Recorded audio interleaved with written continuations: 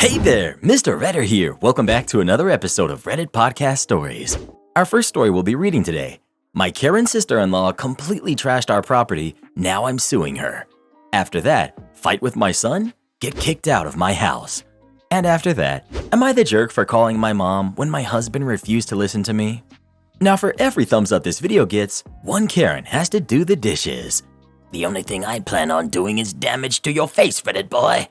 So please smash that like button and subscribe and turn on notifications for new stories from Reddit every single day. My Karen sister-in-law completely trashed our property. Now I'm suing her. I'm 24, female, and my dad is pretty well off. He owns multiple properties in both the country I live in as well as back in his home country.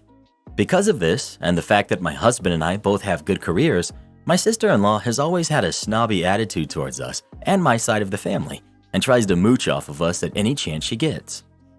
When we go out to eat with my husband's side of the family, we're expected to pay. Christmas and birthday, his side of the family expects good gifts, etc. His sister is currently on her third marriage and has 3 kids, all under the age of 10. Her and her husband were looking for a place to host their wedding and approached me about using one of my dad's properties to host it. I was very hesitant at first to help her because of the treatment that she's given me in the past, but it's my dad's property after all, so I contacted him to ask about it. He said it's my call, but told me to, 1, have them sign some type of agreement stating that if any damage is done to the house, they're liable, and 2, they're going to be charged a reasonable fee to use the house. We both agreed on $1,500, which I believe is very reasonable considering this is a massive house. I told her and her husband about this. They asked about a family discount. I told them this was a family discount and take it or leave it.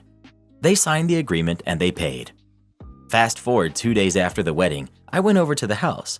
The house is a complete mess. Bed sheets are stained, a vase destroyed, alcohol bottles floating in the pool, etc. I contacted my dad to tell him, and he tells me to assess the damage and see how much it is. It was around $1,000 worth of damage. My dad contacts my sister-in-law himself and explains to her the damage and what she owes him. She loses her crap and starts going off about how this is BS. We're family. She shouldn't even be charged in the first place. We're so well off, we can happily afford to pay for the damages. If she gives him that money, they won't be able to afford to go on a honeymoon, etc. She then calls me up to harass me and starts calling me names. She says that I think I'm too good for everyone else and says, "It's a wedding. What do you expect? Sorry, my people know how to have a good time." My dad gives her 30 days to pay. She was notified about this. 30 days comes and no payment. So my dad gets his lawyer to contact sister-in-law, explaining how she's being taken to court for not paying. Her and my mother-in-law have been contacting my husband nonstop, trying to get him to give her the money. He refuses because he agrees that what she did was irresponsible and wrong. I had to block my mother-in-law and sister-in-law after they sent me mean messages and even tried to show up at my house to talk to me. I feel bad that my husband's relationship with his mom and sister is going to be ruined over $1,000, but I feel like what she did was wrong, and she wasn't even sorry about it. Edit. I should also add that my sister-in-law and her husband were given a key to the house to use it and lock it up when they were leaving it. The key was returned to me at my house. The next day I went over to the house, which is when I found the damage. So they left the house in the condition for me to see with no care in the world. Not the jerk. Your sister-in-law messed around and she found out. Good life lesson for her. Sucks for your husband, but it also shows him how little regard his family has for him. Not the jerk. Honestly, this might be quite a blessing for your husband. His mother and sister are horrible people. They caused actual damage and have insulted you, your father, and your husband for simply asking them to be responsible for themselves. If they choose to step out of his life over this, so much the better. Fight with my son? Get kicked out of my house. My son, who's 17, loves the water. Ever since he was little, he's always wanted to be either at the beach or the pool. He loves to swim, surf, etc., and I mean it when I say it's his favorite thing. We live near a beach, so sometimes he'll just go sit at the beach for a while. It's something he's been doing since he was 12. My sister and her kids were visiting and it was going fine. But then I noticed my son was never home. I asked him about it and he said that it's just really overwhelming at the house because his cousins never leave him alone. They're 8 and 9-year-olds and they adore him. So he just goes to the beach to avoid them. I told him I understood, and I talked to my sister, and she said that she had talked to them about it. Well, yesterday, I came home to my nieces sitting in the living room watching a movie. My son and sister were nowhere to be found. Neither of them were answering the phone either. I'm not usually concerned, but my son always sends me a text or answers my phone calls at least. I got the girls and went to the beach and found my son at his usual spot. But my sister was there too, and she was yelling at him. She said something along the lines of, "You do realize that you aren't in some film where the main character's like connected to the sea or has magic ocean powers, right? Like, you do realize that you aren't like that Percy Jackson character and your dad isn't some sea god." My son looked incredibly upset, and he has an explosive temper, so I knew he was about to say something crazy. So I immediately jumped in and asked my sister what her problem was. She looked taken aback, but said that she told my son to watch the girls while she went to get food. But when she came back, he wasn't there and the girls were alone. My son insists that he said he was busy, but my sister insists that he didn't.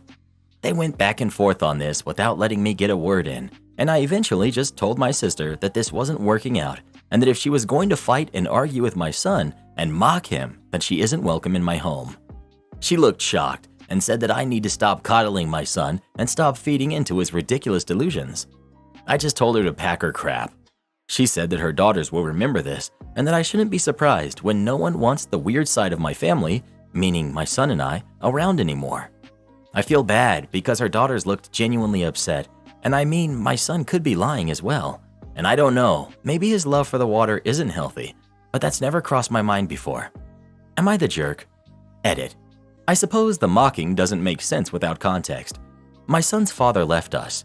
When my son was younger, my brother got him into the Percy Jackson books, and my son got pretty attached to the character and would tell people that he was the character, and would say that his dad was similar to Poseidon, which is why he wasn't around. I haven't read the books, so I don't know the details, but it was for a very short while when he was a lot younger. He hasn't even mentioned Percy Jackson in years. And to be fair to my sister, she texted me before leaving the girls and made sure I'd be there soon. I doubt she would have left if I wasn't nearby. I don't know how far into the argument they were, but it strikes me that if your son had agreed to watch the kids and then left, your sister wouldn't be saying he had a delusional relationship with the water. She would be saying, "Why did you leave my kids unattended when you agreed to watch them?" Also, if she were genuinely concerned about her daughter's well-being, I'm not sure why she would have left them to go yell at your son. Anyway, not the jerk. Am I the jerk for calling my mom when my husband refused to listen to me? I, 26 female, recently moved into my first home. I'm also 4 months pregnant with our first baby. The pregnancy has been very hard. I have horrible morning sickness. It reached a really bad point where I passed out and hit my head, and my doctor admitted me to the hospital for a week. When I got home, my husband allowed his brother's family to move into 2 of our 3 bedrooms. They were evicted, I don't know why. My office was tossed into our room and papers were everywhere. The house was a complete wreck. Trash, dirty dishes, used diapers. I started to cry. It was like a light flipped. My husband was no longer the same. My husband told me it wasn't that bad. My reply was, "Fine then, you should have the house cleaned up before I wake up." Completely exhausted, I fell asleep for 4 hours. I woke up and went to go get a drink of water. I couldn't. Every glass we owned was scattered around the house. They didn't clean a single thing. I passive-aggressively started to pick up the dirty dishes and wash them. The following morning, I was trying my best to work when their kids were crying nonstop, banging on the walls, and so on. Their mom was in her room for hours just ignoring them. When my husband came home, he was upset with me over how I didn't make his brother's wife feel welcome in our home by helping with their kids when she was tired. Then continued to complain how nothing was done around the house all day while he was at work. Yup, the same one he didn't clean. That led to a fight where I told him, "I'm too sick to have company and they need to leave." To which he replied they are his family and he won't kick them out. I started to cry again. I was beyond frustrated, exhausted. I physically couldn't do it anymore. I called my mom asking if I could come stay with her, telling her the whole story in front of my husband, who at this point was completely shocked, angry. Also, I could tell he wasn't sure what to do. My mom came with my brothers. I have 3 older brothers. My mom was super angry and told my husband, "Since your family can come stay, so can we." My mom quickly took charge. I was sent to bed. My brother started cleaning, complaining loudly at how disgusting my brother-in-law's family is, along with what a horrible husband my husband is for putting me through this while I am sick. I got a text message from my mother-in-law calling me names for not helping my husband clean up the house and putting my brother-in-law in an uncomfortable position by having my mom boss him around. Edit to add update. When my mother-in-law showed up, she was super angry outside. I could hear her shouting, but I couldn't understand what was said.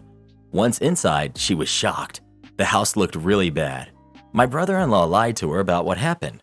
My mother-in-law quickly started to help my mom in the bossing mode. My house is not just cleaned, but deep cleaned. My brother-in-law and his kids are now staying with mother-in-law. She didn't know about the evictions.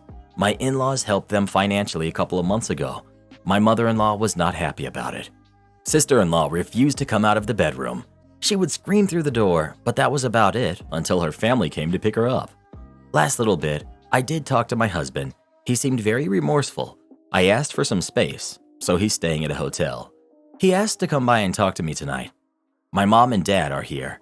Both moms felt like I should have someone here since I'm sick. Both moms have set up a meal plan, where they trade off who will bring in dinner. It was my mother-in-law's idea.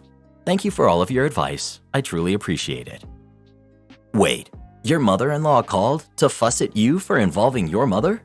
Not the jerk 1000%. But house guests in a shared home require 2 yeses and only 1 no. Both of you agree or it shouldn't happen. Your husband treating you like this, I'm not sure I could deal with it honestly.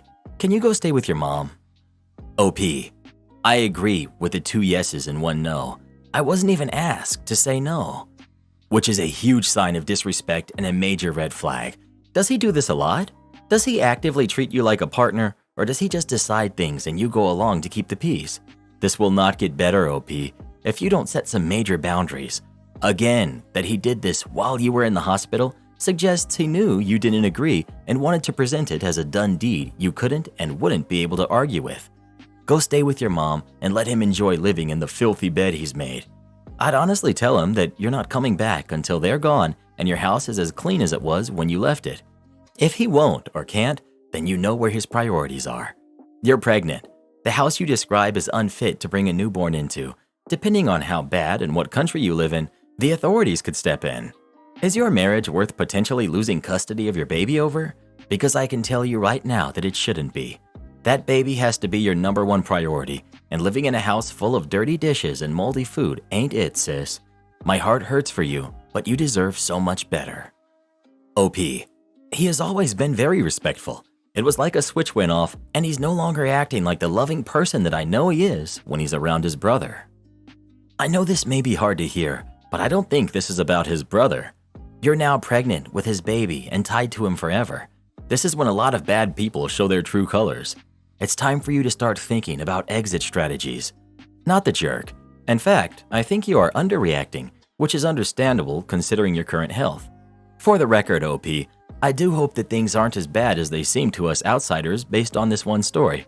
But for your sake, and that of your baby, please at least get a plan in place in case we are correct. I mean this in the nicest way possible. Please start prepping for divorce. Your husband moved in people to the home without consulting you first. He is prioritizing their needs over the needs of his wife and unborn baby. Not the jerk. After 2 years at my current job, one table last night finally broke me. There's a regular older couple that comes in.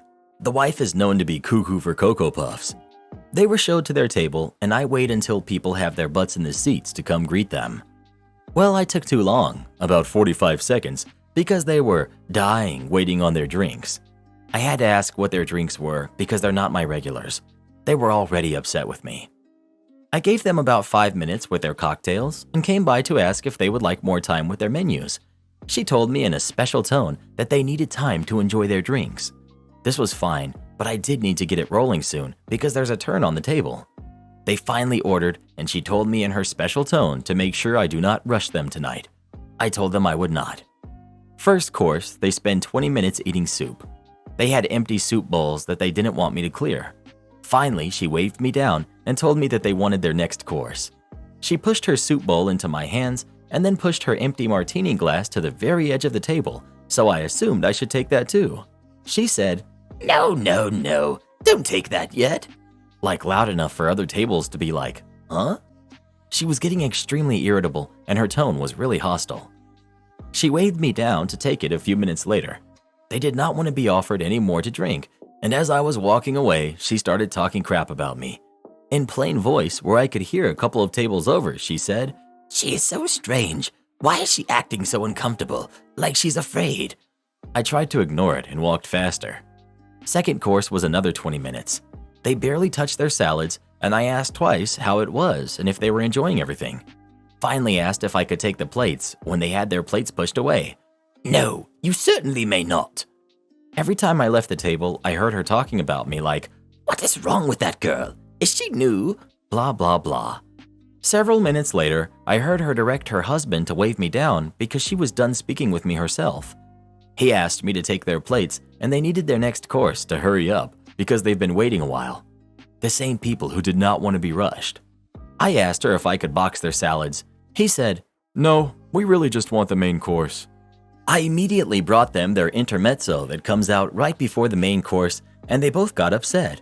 He said, "I said the next course, please. We've been here a little too long." I told him it's on the way. I got it to them really quick, and she had something to say about the presentation. She had never seen lobster presented like that, and I just didn't have time for it. I had 5 other tables. Same deal with the main course. They didn't want to give it up, then waved me down, and she was fuming. She said something being beyond ridiculous. I asked, "Is everything okay?" She rolled her eyes at me and said, "No, not everything is okay. Some things are fine, but other things are not okay." Her husband said, "Do me a favor, box the rest of this, and we need the dessert yesterday." I said, "Okay, I'll go do that." At this point, I was kind of shaking at the way they were talking to me and the fact that I heard some of her comments about me throughout the night. I might be low intelligence. I'm not a good waitress. I behave too awkwardly. I'm sloppy. The owner's hiring standards have gone down, etc. I didn't say another word to them after that. When I left the room, the food runner overheard them talking, and this lady was saying things about me that caused the food runner to approach our manager to speak with them. The manager dropped the check off and their leftovers and desserts. All of my other coworkers who are familiar with them were saying they're a weird couple, but that was over the top rude tonight. The food runner wouldn't tell me what she heard them say. Apparently, they talked to the manager, and they told her I had no sense of urgency and I needed some pep in my step, and it seemed like I had no idea what was going on around me. The manager told me it was baseless BS. Having people on my side didn't matter though. I'm not a crier, but I did cry 2 little tears during the Valentine's Day shift and several after I got home. I think what really got to me is the bartender who usually serves them told me that I should forget it as quickly as they do because they won't remember who I am or that they treated me like this next time they come in. I don't think I'll forget. I'll never serve them again. Would I be the jerk if I filed another noise complaint about my neighbor's very loud toddler? I'm really torn about this. I, female 33, work fully remote and am a bit of a homebody, so I'm usually in my apartment most of the time, either working or living my life as one does. Several months back, we had a family move in across the hall from us with a girl who was around 2 or 3 years old. They moved in over the course of 2 weeknights, so lots of banging and shout-talking in the halls between 10 to 12 at night, so not a good first impression for both myself and my roommate. Over the months they've been here, their little one has proven to be extremely vocal. While I'm working, she will often scream at the top of her lungs, loud enough that it feels like she's standing directly in my apartment. I've had people on calls with me, while I'm wearing headphones, ask who's screaming in the background, and I have to apologize and state that it's my neighbor's kid. Even at night, I'll hear her screaming when I'm all the way in my bedroom, which is the furthest room in my apartment from the front door.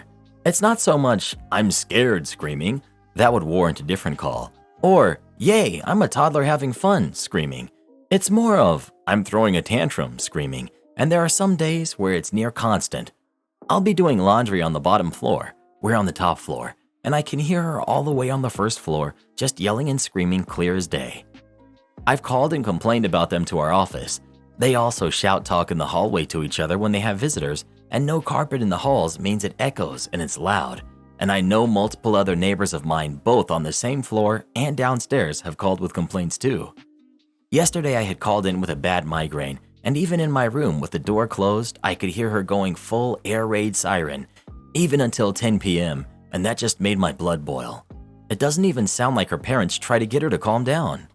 I've spoke to my friends with kids about this, and they've told me to just keep it moving because parenting is hard.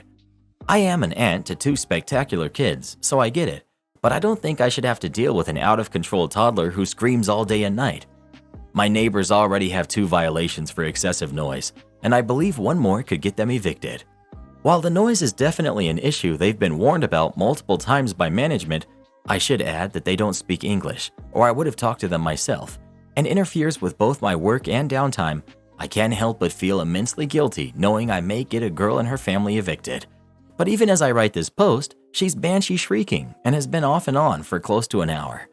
Would I be the jerk if I filed another noise complaint, even though it may result in a family getting evicted? Edit.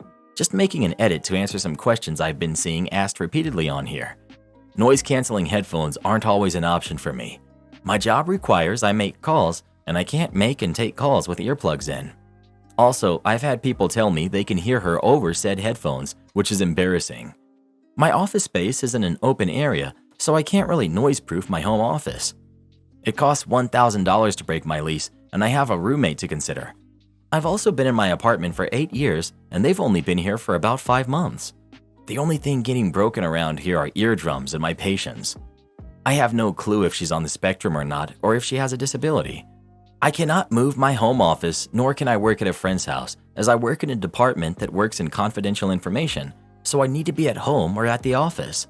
I also suffer from chronic pain, so work from home is easier on me mentally and physically. Also in my post when I said, I'm an aunt, I get it, I meant that I understood that kids can be loud. I get it to a fault, not completely as I'm not a parent, but I understand. Thank you very much for all the feedback that's been given so far. I really appreciate it. Clearly, you are not the only person who feels this way, as they have other noise complaints against them as well. If they've received noise complaints and still have done nothing to change the situation, then they only have themselves to blame. I get that parenting can be extremely difficult, and there may be issues that they are just struggling to solve with their daughter, but in that case, they need to find somewhere to live where they aren't causing all their neighbors problems. Maybe apartment living is not for them. You're definitely not the jerk here. Well, what would you do with this situation? Would you call in another noise complaint or not? Please let us know. Am I the jerk if I tell my friend her boyfriend is planning to propose? I'm 27, female. My best friend has been dating her boyfriend, who's 26, for over 5 years. A while back, he reached out to me to help figure out ring size and the setup so that he could make this the most magical day for her. Having known my friend for over 20 plus years, I know exactly how she wants her proposal to go and who she wants to be there. So I relayed all this information to him months ago via text and over the phone. I even took the time to covertly find and confirm which ring she would love the most. A little background. My friend is incredibly family and friend-oriented, and in the past expressed to me on multiple occasions, especially during holiday season, that in the 5 years they've been together, he hasn't really made much of an effort to indoctrinate himself into her family or friendships the way that she has for his. While I do generally like him, I've always felt that he is incredibly self-serving and self-focused. Recently, through a mutual friend, I found out he started a group text between his, emphasis on his, friends and his family to set up the time and date of the proposal.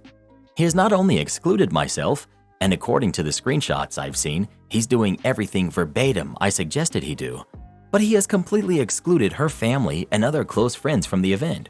He's planning on only having his boys and family present for the occasion, and knowing my friend, this would ultimately break her heart not being able to share this moment with her loved ones. I got heated and called him. At first, he was dodging my questions, then just outright said, "This is my proposal, and I've spent enough time and money to choose how I do it. Just be happy for your friend. It's not like you're not coming to the wedding." This infuriated me, and to make matters worse, I ran into her mom and dad at the grocery store and subtly asked if they knew of any possibility that she was getting engaged. They were unaware, and I know for a fact that my friend has told him that he needs to ask her parents for their blessing. She's somewhat traditional. My friend wears her heart on her sleeve, and I can predict how this event will go down when she sees all of his close friends and family and none of hers.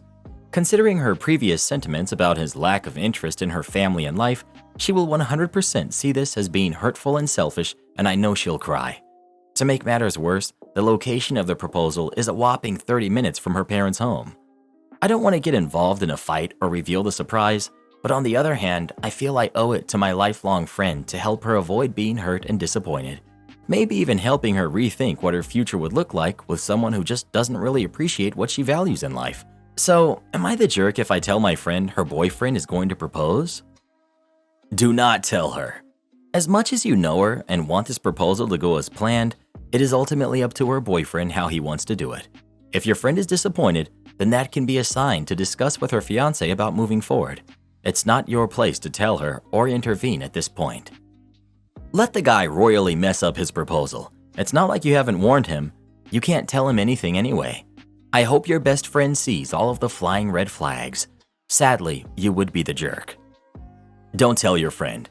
I completely understand why you want to, but hear me out. Let this dude show his true colors. If you get in the middle, then you seem petty and jealous.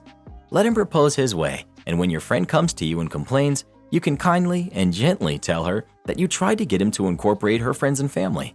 Then you can gently ask her if she wants to spend the rest of her life with a man who doesn't honor her wants and desires. I repeat, just let this play itself out. You would be the jerk if you interfere prior to the proposal. Boss says the time reported by the punch system is law. Watch me use the law to my advantage. 8 or 9 years ago, I was a baker at a popular fast food chain in my country. I had always been a model employee, so one day I was surprised when the manager asked me into her office. She reprimanded me because I had taken a 45-minute instead of a 30-minute break one day the previous week. I remembered that day, and indeed I had taken more than 30 minutes, 31 minutes to be exact, and that was because on my way back, someone had a concern that I took the time to resolve. I explained that to her, but she was adamant that the system rounds to the nearest 15 minutes and that if it said 45 minutes, then there was no way I could have only been 1 minute late. She made it clear that it was my fault and that the punch system is law since it can't lie. On my next shift, I looked into it. On the punch system, there's a way to see at what time you punched. I realized that the system was not rounding the amount of time you worked or were on break, but rather the time at which you punched. What happened that day was that I punched out at 10:22, rounding to 10:15, and got back 31 minutes later at 10:53, rounding to 11, hence the 45-minute break. Now in my position, I had the luxury of choosing when to go on break as long as they didn't run out of anything during that time. From that day till the day I switched jobs a few months later, I made sure to go on break just after the cutoff and back just before the next one. For instance, punching out at 10:08, rounding to 10:15, and back in at 10:52, rounding to 10:45. I thus ended up with 44 minutes of break that according to the system were only 30 minutes long. One time a supervisor told me that it seemed like I was gone for a bit longer than usual. I replied that she saw me punching in and out and that she could go confirm in the system if she wanted to. Never heard from her after that. Edit. The manager was also under the impression that the system rounded the amount of break time to the nearest 15 minutes, not the ins and outs. That's also what they say during recruitment, which was why I initially thought that's how it worked.